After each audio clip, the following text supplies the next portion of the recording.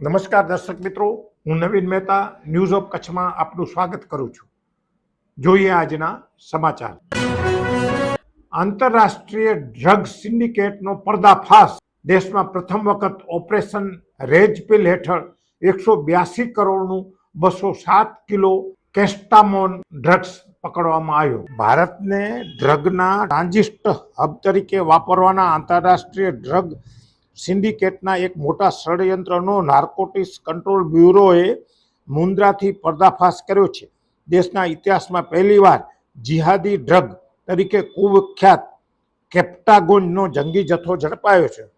Operation red પીલ હેઠળ એનસીબીએ નવી દિલ્હી અને ગુજરાતના મુન્દ્રા પોર્ટ પરથી કુલ 182 કરોડ રૂપિયાની કિંમતનું 227.70 કિલો કેપ્ટાગોન ડ્રગ્સ જપ્ત કરીને આંતરરાષ્ટ્રીય નેટવર્કની કમર તોડી નાખી છે. દેશી એજન્સીના ઇનપુટ બાદ 11 તારીખના રોજ દિલ્હીના નેબસરાઈ વિસ્તારમાંથી 31.5 કિલો કેપ્ટાગોન ગોળીઓ સાથે એક સિરિયન નાગરિક પકડાયો હતો.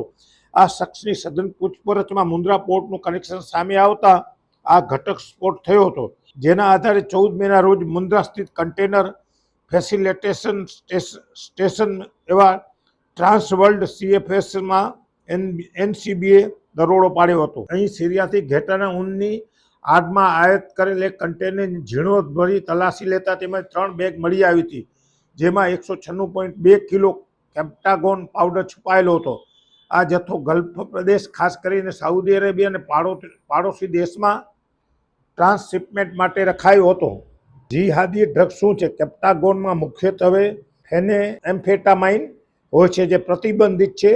તેને જેહાદી ડ્રગ કહેવાય છે કારણ કે પશ્ચિમ એશિયામાં આતંકીઓ ઊંઘ અને ડર ભગાડીને સતત હુમલાઓ કરવામાં આ ગોળીઓનો નશો કરે છે. દર્શક મિત્રો, આજે 18 મે આ હતા આજના સમાચાર. આવતીકાલે ફરીથી મળીશું. ત્યાં સુધી મને રજા આપશો.